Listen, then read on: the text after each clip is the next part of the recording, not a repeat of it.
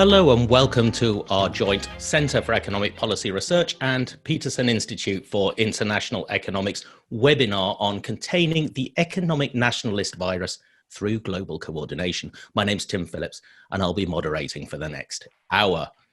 Now, one of our panelists today, you'll find out who that is in a minute, recently called economic nationalism an opportunistic infection. And in economies weakened by the spread of COVID-19 and the policies put in place in response to it, of course, will we see that infection take hold, and what will happen if it does? So our panel today consists of three people who are very qualified to talk about this infection. Monica DeBolle, first of all, is a senior fellow at the Peterson Institute. She's former director for Latin American Studies at Johns Hopkins University. Hello, Monica. Hello, happy to be here and part of this great panel. Thank you. Now, you've been researching and writing about this for the past couple of years. This isn't something that you've just thought of in the last couple of months, is it? Why have you been investigating this? So this started back in 2017, right after we saw the election of Trump here in the US and after we'd seen Brexit. But when I say we, it's me and my co-authors. We sort of got together and started thinking through, what the implications might be. Were these one-offs? Were these things that would potentially spark a bigger sort of global movement? And of course, Adam, who's also here, was deeply involved in those discussions. And then it just made sense, to turn this into a research agenda at that point. And from then on, what we saw is that, unlike the initial thinking that it was basically contained to Trump and Brexit, what we saw was just this resurgence in economic nationalism that spread everywhere throughout the world. And so we started writing a book about it, and we're finishing it, the first draft of the manuscript as we speak. Okay, now also, as you mentioned, Adam is the president of the Peterson Institute and a specialist in the economic impact of international relations. So welcome, Adam, as well. Thank you for having me. Great to have CEPR and PIIE collaborating like this. It's great to have you here, and it was your quote that we gave in the beginning for an article that you wrote for the CEPR, and I'd like to quote something else from that article here. You wrote that economic nationalists see their moment in the current crisis much like their nationalist forebears tried to seize the moment in the depression and disorder of the 1920s and the 1930s. Now, that's quite strong stuff. Are the stakes really that high? I fear they are, Tim. As Monica said, she and some of our colleagues at Peterson have been doing research on this, and we consciously chose the term economic nationalism to distinguish it from just populist pandering or just nationalism that is just nativism. This is a program that we've seen repeatedly, and it has values that are those of the 1920s and 30s fascists to some degree. And I caused a bit of a stir lecturing at LSE shortly after the Brexit vote and saying this is the same as Trump, this is where this is going.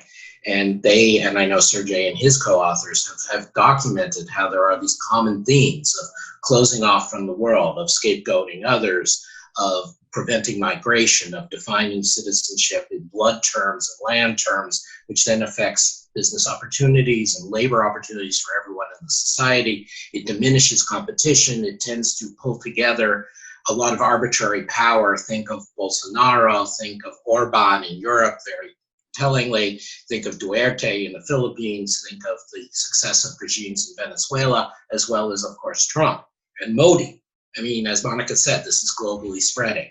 And even though we're economists, I at least feel willing to go out on the limb and say that this is about opportunistic and frankly evil politicians who may or may not believe what they're doing. I mean, that's the question always about Hitler in the 30s or Mussolini. Was it just he wanted to get ahead? Did he believe it?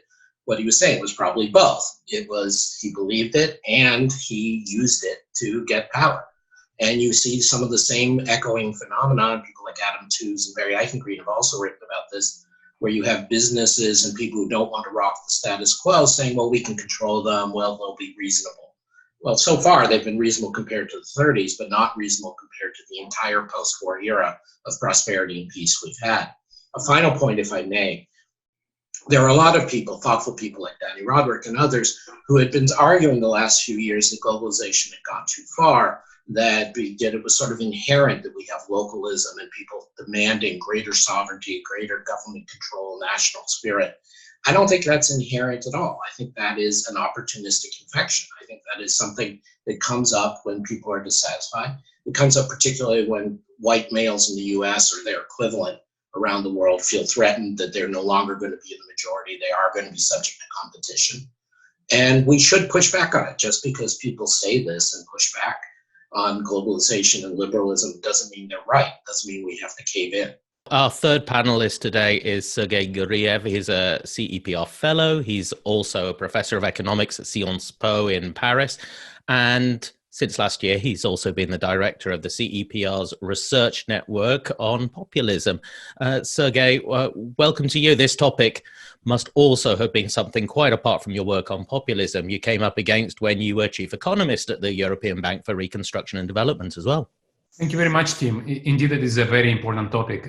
I agree that economic nationalism and populism are different things, and some populists are not economic nationalists. Economic nationalism usually is about protectionism, at the same time supporting domestic market policies. And in that sense, what is striking is how you have right-wing parties that seem to be in favor of pro-market policies domestically, standing up against globalization and following the policies that both Monica and Adam have mentioned. But yes, in the recent years, we've seen the rise of economic nationalists. If you actually look at what is the recent rise of populism was, we saw much more in terms of rise of right-wing populism, in terms of populists who want to pursue economic nationalist policies. Now, the interesting part is that since those people have been in power for a while now, we already can measure their performance, their economic performance. And even before this epidemic, even before some of them failed badly during the epidemic, even before that, there are a number of papers which show that they actually underperformed the counterfactual. They did not deliver on their promises. And furthermore, they also hurt the very same people that they promised to protect. There are papers, including papers by Adam's and Monica's colleagues at Peterson Institute, showing that the trade war US President Trump started against China actually hurt people that eventually voted against him in 2018 midterm elections. And in that sense, we see that this is indeed a very opportunistic policy framework in which you have, I would call them populists by now, economic nationalist populists, who do not deliver on their promises, which is quite scary because we know from history when populists do not deliver on their promises, they try to shut down political competition, undermine political checks and balances, and undermine democracy to stay in power. Now, this really is not a time not to be delivering on your promises, is it? Can I ask you a question, Monica, to you? This is not, economic nationalism is something that isn't a new discipline to think about, is it? There has been a lot of research on this. Yeah, there has. And in fact, it's a term, economic nationalism is a term with a very long history. It goes all the way back to the 19th century, and it goes all the way back to actually the late 18th century and the 19th century, because it goes back to the writings of Alexander Hamilton on the one hand, Friedrich List on the other. And at that point, the conversation or the writings on economic nationalism were basically picking up, the need for industrialization. How do you industrialize? Infant industry arguments. It was sort of a developmental type of economic nationalism, which was touching on all the then 19th century late industrializers, so to speak. So everybody who industrialized after Great Britain. And then, that whole literature evolved in the interwar period to this darker side of economic nationalism that Adam was referring to. And then, we just kept on having these cycles of economic nationalism throughout history. And these cycles are all reflected in the writings that have been ongoing since, as I said, the late 18th and the 19th century. Sometimes echoing more the darker side of economic nationalism of the 30s, sometimes echoing more the sort of developmental aspects of economic nationalist policies, which I'm sure we'll dive into and we'll define at greater length. But there's a long sort of intellectual history behind this term that deserves notice, because it's not just something that we've thought up out of the blue and are talking about now. It has come before, and it has come in these waves. Yeah, and just two quick hints. I mean, so there was a very classic work by Sebastian Edwards and some co-authors about the populist wave of economic nationalists in Latin America. And that's about 25, 30 years old now or more. And where Monica and her co-authors are picking up is there had been essentially, as part of the end of history idea that we were all converging on one model. Nobody's really looked at it since then in an empirical way. Another reference worth thinking about is there are, of course, a recent academic work, and Sergei's part of this network, Stephanie Tsachereva, I think at Harvard, and has work on weird perceptions different groups have, and obviously that's a general political issue, but I think it influences this. Yes, absolutely. We did a podcast with Stephanie only a few weeks ago on that, about how people are how their beliefs tend to polarize according to their pre-existing values. Yes. Now, Sergei, there is a question. I'll put this in now. Actually, it's because it's from Beata, your successor at the EBRD, that we do have to cover off. Why, if economic nationalism is so bad as an economic policy, do populists, and populists do not deliver, why do they remain popular? Why are they populist? This is a great question. Well, the populists are not called populists because they're popular, because they preserve popularity, because they pretend to protect the people against the elites, right? So we should get the terms straight. But one of the big questions in this literature, indeed, how they stay in power if they underperform. Now, Beata, my successor at the BRD, is Polish, and Polish government is actually one of the exceptions where a populist government has done reasonably well. But it is really one of very few exceptions, if not the only exception, where populists outperform the counterfactual. However, there is a recent line of research, and you mentioned Stephanie Stancheva's work on polarization of beliefs. We just saw a recent paper by Alcott, Gensko, Taylor and Young, which looked, for example, at polarization of attitudes to social distancing, where they show that in Democratic counties, you're more likely to observe social distancing, while in Republican you don't, which kind of means it's not just a political issue, it's also how you perceive facts. And basically, when people ask what else to read, I would also mention our survey with Elias Papayano of the whole literature on populism, which just came out, the CEPR discussion paper a couple of months ago. So in this survey, we also show the recent theoretical work, which explains how people try to change their views and how their new social identity that they choose leads them to think differently, use different mental models, and believe populists more. And in that sense, you see this shift from left-right political cleavage to open versus closed, or from cultural liberal to cultural conservative cleavage. And this new divide in the society also pushes us in the direction of what we just mentioned, polarization of beliefs about the outside world. And so you come to these people and you say, this president is not fighting the epidemic well. And they would say, I don't believe you. I believe in my own preferred version of reality. And this is a big challenge. And now the final thing I would like to mention, and we did a podcast with Tim about this, is my own paper with Nikita Melnikov and Ekaterina Zhuravskaya, where we show that social media's expansion, the last decade of great expansion of mobile internet, actually fueled the growth of populism. Populists are doing better in using online media. And we still need to understand why and how, and why other politicians, mainstream politicians, cannot do as well in social media.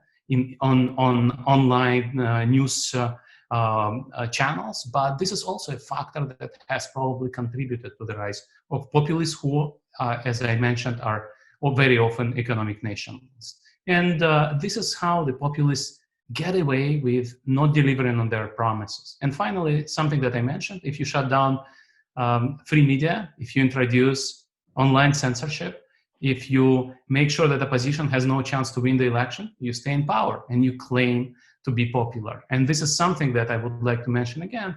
We are now talking mostly about democratic politicians, but some of these people are kind of borderline with autocrats. And modern autocrats pretend to be popular. And this is, again, a line of work that I would like to mention is our series of papers with Dan Friesman, including Informational Autocrats in Journal of Economic Perspectives, where we show how modern autocrats convince the otherwise, convince the public that they are actually popular, even if they are not, through censorship, propaganda, and cooptation of elites. So there are many factors at play, but these people are very skillful.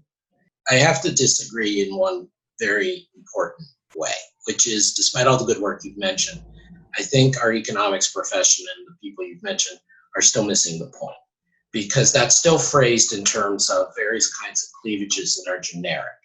And this is actually a lot about privileged racial and gender groups wanting to maintain their relative status. And it's very specific, and it is, like I said, the equivalent of the white, less educated male in the US, the people, the lower middle class Hindus in India, the petty bourgeoisie in Nazi Germany. It's the same groups. And I caused a bit of a stir a few years ago when I was forecasting the effect of the Trump election in September 2016. And I pointed out that this is where the cleavage is going to be. It's about race. And again, there are plenty of people in the US saying that, but not in the economics discussion. And I said it again in January 2019 at AEA. And I said, don't think about the anti-globalization as you put it, culturally open, culturally closed, conservative. No, it's about white males in the US or their equivalent in Britain who say, I feel more privileged in this environment and therefore I want to conserve this environment. And I think it is a little bloodless and misleading for us not to call that what it is. I agree, and I think this is what I wanted to mention when I said cultural liberal, cultural conservative. This divide is very correlated with the fear of losing status, which you mentioned. I fully agree. Thank you.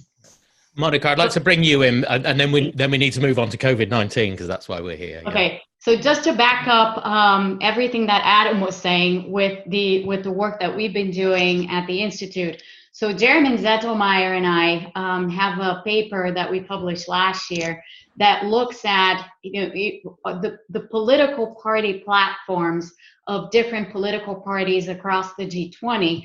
And we actually developed a methodology by which to measure the content of the economic nationalism content, so to speak. We devised several policy dimensions, their economic policy dimensions, such as trade policy, industrial policy, competition policy, and so on.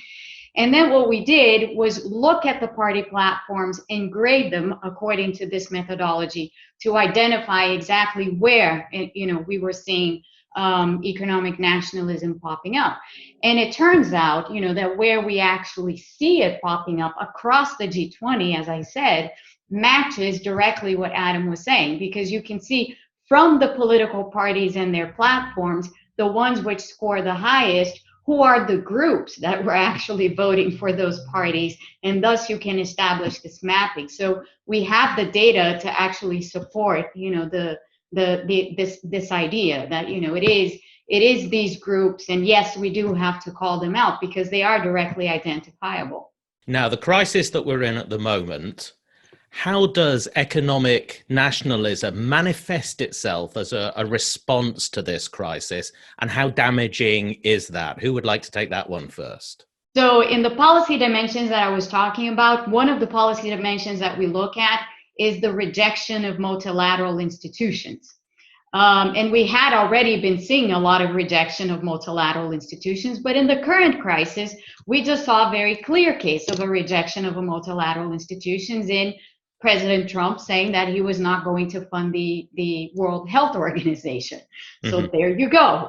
There is right there an example and an expression of economic nationalism in the works as the epidemic develops.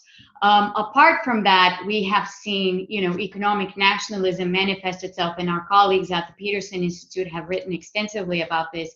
Trade on medical equipment, the sort of protectionism and other policies that are being put in place to stem trade of medical equipment in the world, and the kind of fallout that's going to have for everybody, because it's going to affect every country. So these sorts of things we're seeing more and more of, and not to speak of Orban and what he's done in Hungary in terms of grabbing power and, establishing sort of an autocratic system. So we have a whole range of actions here that we've seen across the world, which tell us this very clear story that, the current wave of nationalism is highly opportunistic and is using the epidemic as a platform.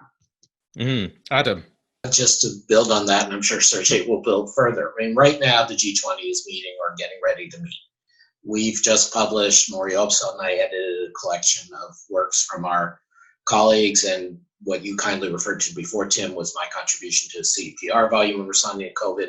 And what's clear is these are instances, the global pandemic is a case where international collaboration has direct benefits because everybody's pushing in the same direction. You want everybody doing the same investments in healthcare. You want everybody sharing the same information. You want everybody fighting against shortages of medical equipment or malnutrition because those spread the virus, and so on and so on and so on. This is a time when it's not woolly-headed cosmopolitans thinking, oh my God, we should sing Kumbaya. This is a time when there are clear deliverables that you get from collective action. As Maury and I put it, sometimes economic policy isn't about trade-offs. Sometimes, particularly in the international sphere, it's about you can only get to certain fruit if you work together to get up the tree. I mean, this is what we're talking about. And what, as Monica said, it's horrifying, Trump pulling funding from the WHO. What you're seeing is blame shifting. There's much more formal ways of talking about this. Of course, it's the rough instinct, the reflex of every country, be it European, American, Asian, to say, oh, I got to make sure there's enough for my country. I got to make sure there's enough for my citizens. But we also know that kind of hoarding and behavior in a crowded theater, in a crisis, in a boat, is going to sink the boat. Failure to have international cooperation will lead to more death. But Adam, is there an instance where you could define nationalism, national self-interest, as it's normally practiced, shall we say, as a positive in this, as something that's understandable and positive, or are you just saying that all national self-interest at the moment is bad? Well, you can get Clinton-esque and say, well, how do you define national self-interest, right? So if your goal is, as an economist speaks, to maximize the health and well-being of your citizens, as we've all mentioned, there's a lot of work out there, notably by my colleague Chad Baum and many others, that these directly nationalist policies actually backfire, not just on the rest of the world, but on your own people, because nobody is an island, either in terms of being able to isolate from the disease or in terms of being able to fully supply themselves with the things they need. So there are national self-interest if you can get, this goes back to the definition of nationalism versus populism versus economic nationalism. A robust nationalism that rallies people around together, like we're seeing in a lot of countries, about lockdown and supporting the medical providers and supporting the frontline workers. Nationalism that is in the developmental spirit of Monica, that you're investing in a better future for your people, that you're all pitching in like we did during the wars. These are things that you can talk about as good nationalism. But this is a problem where the economic solutions are going to be undermined if you try to cut yourself off from other countries, and even worse if you try to beggar other countries. Sergei, where do you see this manifesting in the crisis? Well, there are several things here. One is, as I mentioned, many economic nationalists are populists, and the quintessential feature of modern populism is the fight against the elites, which includes distrust in expertise, rejection of experts' opinion. And this is the crisis where, of course, people understand how important it is to rely on science rely on scientists and cooperate, and also cooperate globally to create a vaccine, for example, or create testing kits or testing for antibodies. All these issues are, of course, about creation of global public goods, and that's exactly about saving lives. Now, I should say that when we talk about national versus multinational institutions, this is the time where you need a lot of resources. And this is the time where, by definition, nation states have more money to spend than supranational institutions. The whole budget of European Commission is 1% of European GDP. Countries now are putting together fiscal packages of 10% of GDP, 15% of GDP, 20% of GDP. And so by definition, there is a concentration of resources within the realm of the nation state. But of course, as Adam correctly said, there are also global challenges which need to be fought together. One of them is related to the situation in developing countries, in poor countries. And this is exactly what's going to be discussed this week in the annual meetings of IMF and the World Bank. What do IMF and the World Bank are going to do, as well as G20 countries, to help countries who cannot easily put together a 20% of GDP fiscal package because they're in debt, they don't have reserves. So they are facing major humanitarian challenges. And this is where the global institutions can help them. And as a citizen of my nation, I would actually say it is in my national interest to help poorer countries to go through this crisis with as few deaths and human losses as possible. There is a question here from Hugo Doyle that is related to that, and he's saying, do you expect to see in the future ex-ante regulation to restrict foreign direct investment or ex-post blocking decisions on investment, specifically because that is seen as let's concentrate our money in helping those nearest to us. Do you think that this is going to be a change in policy? I think Hugo's right to raise it. This was actually one of our primary focus points prior to us realizing what was happening with the pandemic. Over the last couple of years, a lot of resentment, some justified, some not, has come up in the so-called West against China. A lot of concerns about national technologies flowing to China. And so the US had already put in place a massive expansion, and we would believe an over-expansion with too much arbitrary power. But anyway, a massive expansion of its investment barriers and reviews for particularly Chinese, but potentially anybody's investment. And this was being spilled out through the sanctions regime the US runs to affect all kinds of multinational companies, all kinds of multinational research efforts. But I have to stress, this was not just the Trump administration. This was from both parties in both houses of Congress, and something similar was supported in the UK, in Germany, in Australia, even Japan. They're starting to change their rules. And so this was a movement already underway. Where this goes from being China-focused, which is bad enough, to being really destructive is when it becomes economic nationalist, every country for themselves, that everything is zero sum, like the things that CEPR has written very well about technological exchange in Europe being disrupted by Brexit. This is going to slow productivity growth. It's going to slow innovation. It's going to slow innovation in responding to the pandemic. But so I think Hugo's absolutely right. And what remains to be played for is how much this kind of barriers to exchange of technology get deepened as a result of this infection. So Reinhilde points out as well that while international cooperation is a wonderful equilibrium, at the moment there is always the incentive to defect from it, and once one large player defects from it, then everybody else really has to as well. Is there anything we can do about this instability at the moment? It's hard. In the middle of an epidemic, it's very difficult. So I would say that no. I mean, right now, in the current moment that we're living through, it is extremely difficult to move certain leaders away from the positions that they're taking. That doesn't mean, however, that, a few months down the road, once we have a little bit more clarity as to how what the world is going to look like after this epidemic is over, that the things won't change. So one thing that we're already seeing, and we see it everywhere, is that as a result of the epidemic and the economic fallout and everything else, a lot of leaders, including a lot of these nationalist leaders, while they are having sort of an opportune moment, at the same time, they're facing a lot of challenges going forward because obviously, the death toll, the numbers of the epidemic, the economic fallout, all of that ultimately is in the hands of the incumbents, so to speak, whether they be nationalists or non-nationalists. And so I think one thing that will be very interesting to see is moving forward as countries have elections, what are we going to see? Are voters going to, put the blame where blame should be put in places where we haven't seen the right response, both on the economic front as well as on the health front? And if that happens, will we see a change in this economic nationalist wave? So I'd say that in the short term, we don't have a lot of room to move the situation. But as time goes by, that will happen in the course of elections, naturally. I think in addition, just in the very short term pre-election, there is room for other countries, notably the European Union, Japan, Canada, Australia, basically the democratic members of the G20, to whack the US upside the head.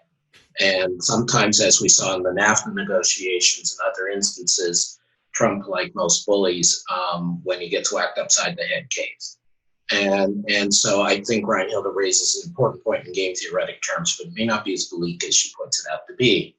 And secondly, since the alternative is mutually beneficial actions, not horse trading, zero sum as Trump portrays it, in this particular situation, not always, but in this particular situation, it also may be easier to get out. So it's daunting, but I don't want to suggest that we're sort of consigned to the prisoner's dilemma or to a collective action problem inherently. While you're on, Adam, there is a question from Emily Blanchard that goes back to your argument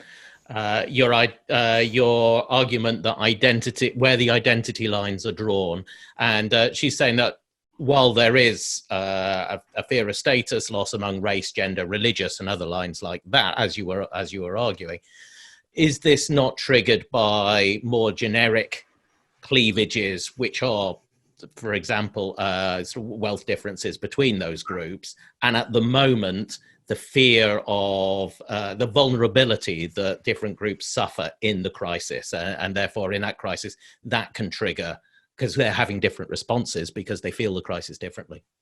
So this is a really important point Emily's raising, and there's been a lot of social science literature on this, and again, Sergei and Monica will have references and concepts, but just to vastly, but not unfairly oversimplify. When social scientists have tried looking at the basic inequality or chance of unemployment measure as a predictor of how nationalist you get or how populist you get, compared to whether you're white, male, low-educated, ideologically disposed to the death penalty, whatever church-going, whatever proxy you want to use, those latter set of proxies does much better and drives down massively the explanatory power of the basic inequality. And so this became a topic in public debate a couple of years ago. It was called the economic anxiety argument in the US. The Brexit data, you look at Wales, and versus London, it's not there. Now, it's an interesting question why it's not there, but just it's not. It being the idea that it's generic inequality or generic fear leads to this. It's conditional on who you are. And the other point I would make to Emily, again, this is a really rich topic and I'm not doing it justice, the conditionality of how much the political system is moved by these hatreds is big on the economic disruption or on the perception of bad performance or the perception of incompetence. That's where I talk about it being an opportunistic virus. So if we hadn't had the 2008-2009 crisis, I doubt that the racist nationalists would have had as much electoral success as they did. Monica, how about you? And then I'll come to you, Sergei, as well. So same. The what we get out of the different lines of research that we're pursuing sustains exactly what Adam is saying. So there's a very interesting dichotomy here in what's happening. Adam referred earlier to the famous Dornbush-Edwards book, The Macroeconomics of Populism in Latin America. And there, in those instances, even though it was called macroeconomic populism, there were a lot of nationalist elements in what a lot of those countries are doing. And then what you saw was, the discourse on inequality, distribution, and all of that was very present in the way that these leaders expressed their views. And of course, they had a lot of support precisely because of that. They delivered policies that went completely the other way, and they increased inequality, and it created a lot of problems for these countries. But back then, and we're talking here about the 80s, the 70s, and the 80s, which is the period covered by the book, the inequality aspect was very present.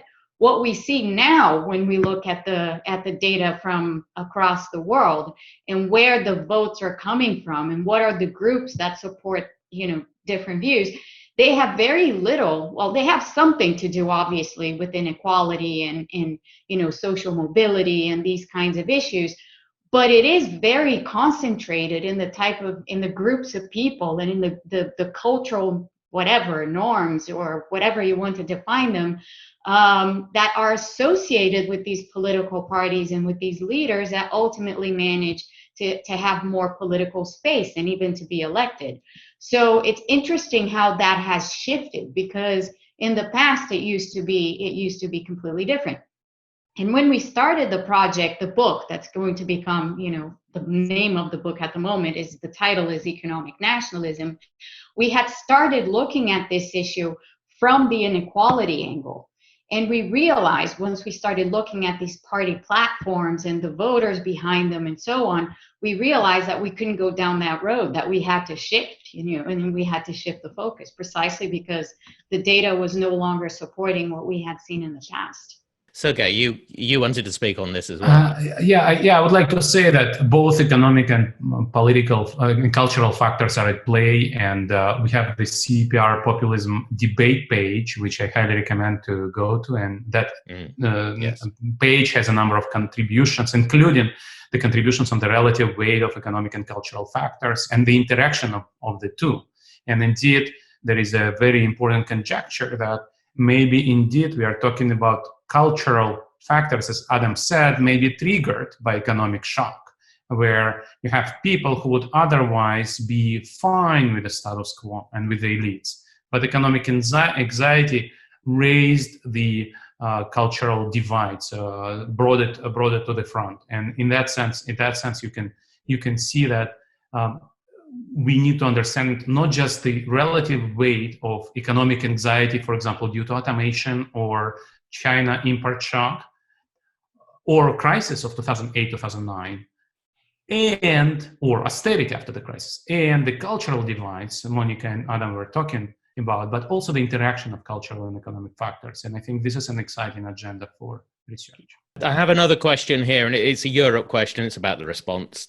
We're still on the immediate response to COVID-19 at the moment. Mark Cliff is asking, what's the risk that the arguments over fiscal solidarity that we're seeing between Southern and Northern Europe are going to fuel economic nationalism? They do play into that narrative, don't they? Adam, do you want to take that? I'd be very interested in what Sergei has to say. I think, seriously, I think, the simple answer is yes, because the more solidarity you get, the more the Dutch and the Germans, at least some Germans and Finns and Swedes say, hey, they're freeloading off us, what the hell are they doing? The less solidarity you get, the more the Italians and others say, why the hell are we in this? Sergei. Yeah, I fully agree. And we see that today, the popularity of European Union in Italy is falling to unprecedented levels. Whatever happened in the last decades, Italians always wanted to be part of Europe and part of Euro area. And today, these things are really in doubt. And part of that is this divide between North and South.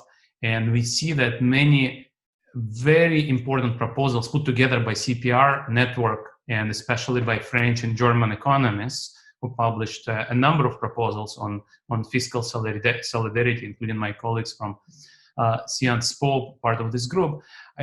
Some of these proposals were not followed, but still, the Eurogroup meeting last week came to unprecedented decisions. And ex ante, we would probably be skeptical that Dutch and Germans would agree to those decisions, but we saw some major steps forward. There's still, as I said, minor relative to what nation states can do, but still it's a good sign of solidarity. And then on top of that, we saw that international cooperation that Adam was talking about. It's a common enemy, so we should help each other with whatever we have and whatever the other country is in shortage of. And we saw patients being moved around across borders. We saw medical supplies being exported and imported. So I wouldn't say Europe is failing. I'm just saying that it is a very difficult time, and there is some progress, but I would like to see, would have loved to see more progress. We have a question that came in before and a question from Robert Donor as well. Robert Donor's asking about information technology in the current crisis. On the one hand, great, because track and trace and smartphone apps and everything like that. But also greater threats to privacy and increased surveillance. And does that fuel a sort of economic nationalism narrative? Also, Alina sent a question even before we started, and to ask about the role of social media in this crisis. Now, economic nationalists, populists are very good at using social media, as we already said, and some of them have fueled particular narratives in this and are putting out particular narratives in this. What is their responsibility? What is the role of it? How effective is it at creating more economic nationalism? And should it be regulated to do something about this?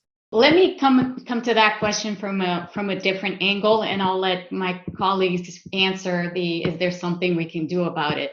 The angle that I want to take is yes, we have that going on the one hand, and we know now how social media divides us up into bubbles, and people have their different realities within those bubbles that they simply, do not want to give up and resist giving up. But there's one element of this crisis that I think is really important, and it is gaining more and more traction, and that's the science. I think not everybody, but I think slowly people are coming to realize one thing, that, their lives are at risk because they're at risk of being contaminated. There's an epidemic out there. And you have the scientific community, which is not acting in any nationalist way. It's actually working together to try to find solutions, and not just that, to produce the ongoing research that they're producing. And I see, even on social media, a lot of people becoming more and more interested in that research and what that research has to say. So we may be, and here I may be perhaps I'm a bit too optimistic, but let me make the optimistic statement at least. Perhaps, this is a way by which we're going to be pricking these bubbles a little bit, as people become more and more interested in what the scientists have to say. And thus we shift from these made up narratives that are contained in these different bubbles to something that relies on fact, because what people really need to defend themselves from the virus is fact. And maybe this is an opportunity. So let me throw that out as a provocation to my colleagues as they address the bigger question. Yes, who wants to take that first? Adam, you take that first. I agree with Monica, and I would also say that some countries have started to regulate propagation of false news. It's actually still a question of terminology, because I don't like to use the word fake news. This is one American president uses to label the mainstream media. But if you look at what France is doing, Germany is doing, they're already trying to regulate the propagation of false news and false narratives, misleading statements. And then also social networks themselves are thinking about self-regulation in that respect, hiring moderators, fact-checking, and so on. And actually today, when you record a YouTube video about coronavirus, YouTube would also try to check whether you are not spreading disinformation, because disinformation today is not about 1 or 2 percentage points of tax rates or tariff rates. It's about lives. And so we see that disinformation happens, but there is I fully agree with Monica. There is a greater awareness of this, of what is at stake. So both companies and society and governments are probably happier to do more to stop the dissemination of disinformation. Adam, I'm actually going to put a different question to you. Bill Emmett's asked what's going to happen to US-China relationships. So let's move on a little bit to what's happening next in policy terms. Yeah, and Bill and I have together been on this topic for a while. So I think this obviously plays into the hands of the anti-China faction in the US, which, again, as much as I am willing to assign responsibility to the Trump administration, was definitely much wider than just their immediate adherents. There are a lot of people in both parties and all kinds of places in the US who are very suspicious of China.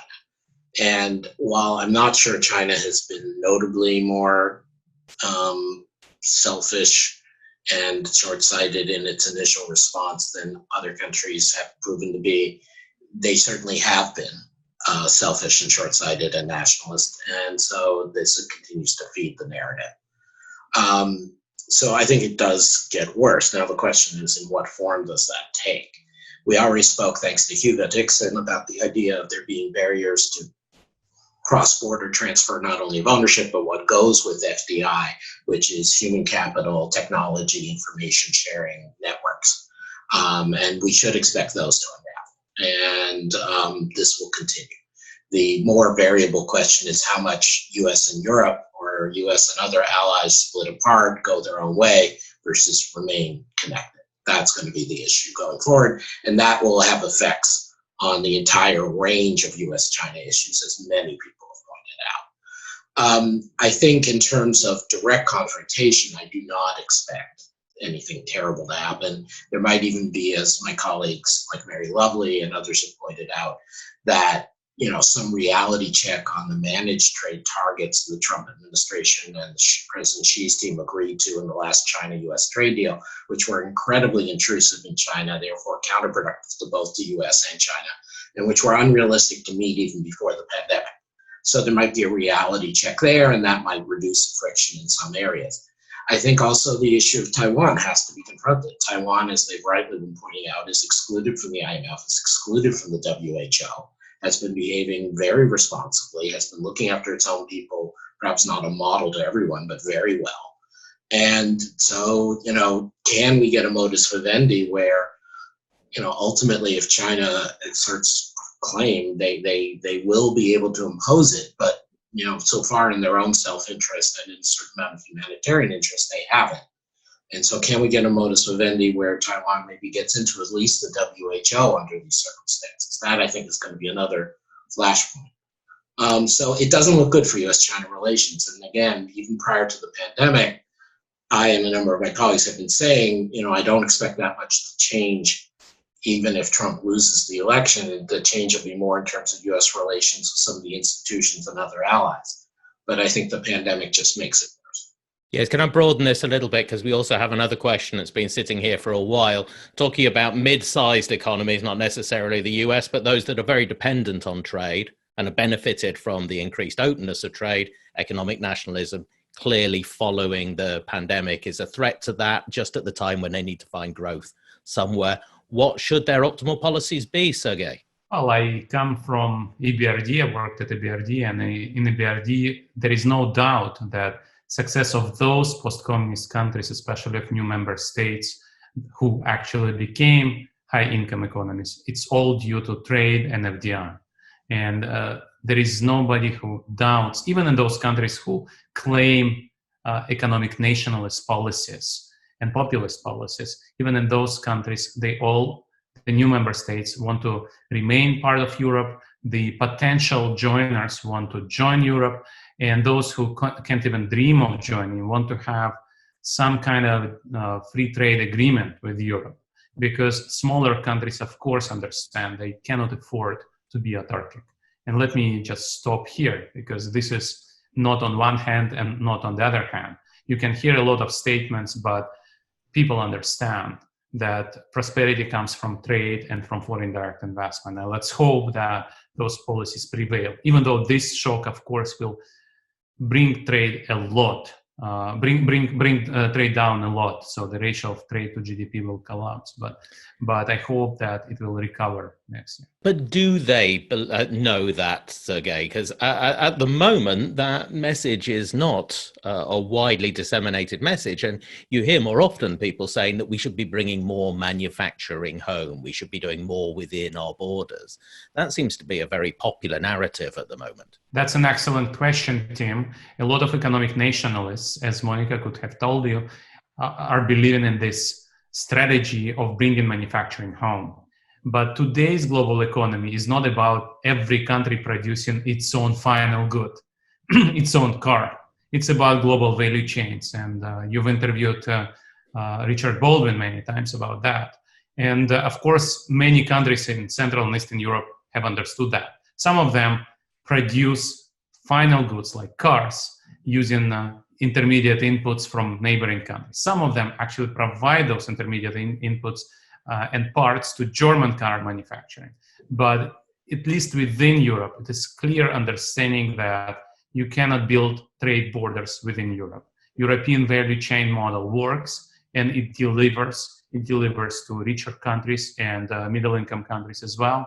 And neighborhood countries which are currently outside of Europe, understand that as well and want to be part of European free trade area, if you like. And it's easy to talk about those issues when you have a big, more or less self-sufficient economy like United States. Even in the United States, this crisis demonstrates that you're reliant on other countries, on other economies for medical supplies, for all kinds of stuff you want to bring in to not just bring prosperity, but also safety, to save lives. And in that sense, I'm optimistic. Can I just piggyback on that? Because I think Sergei is ending on exactly the right note. There is an issue going back to some political science work done in the 70s and 80s by people like Peter Katzenstein about the flexibility of small states, particularly in Europe, but then around the world, because they have to face reality. They have to be more responsible, they have to be more open because these limitations, the inability to become totally self-sufficient, the inability to protect yourself from outside shocks is staring you in the face. And so, of course, sometimes they run off the rails, but it is an important check on the political discourse and the awareness of people. And so, picking up on what Sergei just said, ultimately the reason people like Sergei and Monica and I and our colleagues argue for international cooperation, argue for international integration, is because even for the US, even for China, even for India and Brazil, it is impossible to make yourself totally secure or even more secure relative to how you are when you're integrated if you manage it right. And the problem for some of these bigger countries is that, including the US, is they can hide that fact. They can delude themselves that they can do better this way. And one piece of research I'd love to see colleagues at CEPR or at Peterson do is some kind of sort of, investment model of diversification. Even if you're the US and you have a large market, how much do you lose over time in terms of insecurity of food supply, of insecurity of medical supplies, of insecurity of income volatility if you're not diversified and integrated? And yes, the US or China can get away with it much more than Costa Rica or Estonia. But in the end, it probably doesn't seem to work even for them. They're just more able to hide the fact that it doesn't work, it being economic nationalism. Looking at the list of the people who are on today, there are quite a few people who could well take up your challenge, Adam. Indeed, I saw some of the names. Yeah, so we've only got 5 minutes to go. So there are a bunch of questions here, which are basically, what can we do about this? If economic nationalism is bad, I think we've established that. What can we do to make this better? What's your suggestion? There are a few things we can try to do about it. One of the things that we can try to do about it is go back to history. And it's an effort in trying to convince people, and people, as we were saying before, want to have their own realities. But there's a lot of historical basis showing that, it simply doesn't work. We have seen, as I was saying, bouts of economic nationalism throughout the world in different cycles and different stages of the global economy. And by and large, the lesson that we get is, look, it's an unsustainable model at the end of the day, because at the end of the day, you either mess up your macroeconomy completely, or, or you fall into a situation where suddenly you just stop growing at the rate you were growing before because you exhaust the capacity of the economy to really sort of keep those policies going. And we see that on and off, on and again, throughout, as I said, throughout history. In the post-war period, one example that comes to mind, because it was the one country that tried autarky and it failed miserably, is Spain. Spain tried that model and it failed. It was a complete failure. It led to a lot of backwardness. So if we want to go by the history, there's a long narrative of history, in fact, that tells us that these things simply don't work. But then if we just want to go with, okay, fine, that's not going to convince a lot of people. Well, the current circumstances, I think, will end up convincing some people at least, because the situation is one where, after we get out of this epidemic and whatever way we get out of it, there will be a reconstruction effort everywhere because economies will have suffered significantly. And that reconstruction effort simply can't happen without coordination and without global cooperation. This is kind of the lesson we learned after World War II, when many countries were still very nationalist, and yet they had to come together for reconstruction. So I think, ultimately, we may be going through this period where we see the opportunism in nationalism rise, but as we get further out into sort of some exit, that is pragmatically going to have to fall by the wayside. This is how I see it. Sergei, you go, and then Adam can have the last word. Right. Let me say just three things. One is a long-term thing. Economic globalization does generate both winners and losers. And in the recent decades, not all countries have done a good job in helping the losers. And that's a fact, and it has to be addressed. And every failure to provide losers with and I don't even want to use the word losers, but those who don't benefit from globalization, providing them with opportunity to prosper in an overall growing economy and society. If you don't take care of those left behind, you provide opportunities for economic nationalists. And so this is kind of a message that I would like to reiterate, irrespective of the current crisis. Now, talking about the current crisis, multilateral organizations have to do a good job. This is a time of big test, and for European Union institutions, for UN institutions, especially World Health Organization, and for IMF and the World Bank, this is really a time of standing up to this challenge and showing how, in practical terms, multilateral organizations can save lives. A lot is at stake, and a lot can be done. And I think both Peterson Institute and CEPR have written letters and proposals to those organizations, how they can step up their efforts. And finally, once again, I would like to reiterate what we've just said many times during this hour, is narrative communication. These people are not very good in doing things, but they're very good. I talk about economic nationalists. They're very good in convincing the public. And so the mainstream politicians have to invest in presenting their case and convincing people better, because we have a strong case. Just we also need to remember that we need to communicate it better. Adam, briefly from you. There's more of us than there are of them. Us not being the economists who distinguished many of whom joined this call. Us being people who are not looking to be nationalists and maintain the status quo at other people's expense. We just have to fight, and it's going to be a political fight and a communications fight, as Sergei and Monica have said. But in the end, you have to resort to reality and truth-telling as the only way in a democratic society to make this fight. And so I'm grateful to CEPR and PIIE and our supporters for giving us this platform to be part of that fight.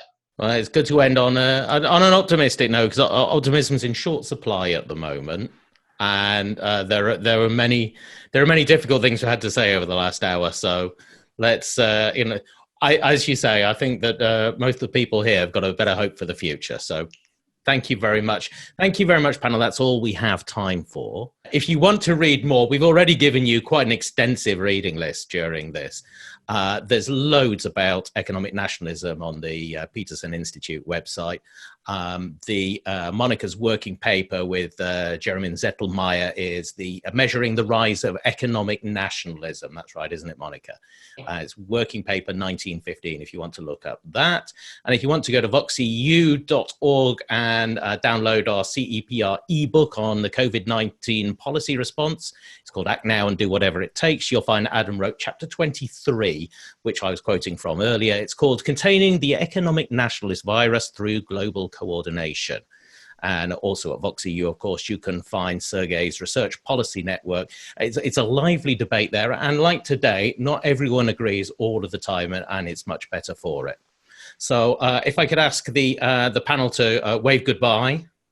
That's what, yeah, thank you very much.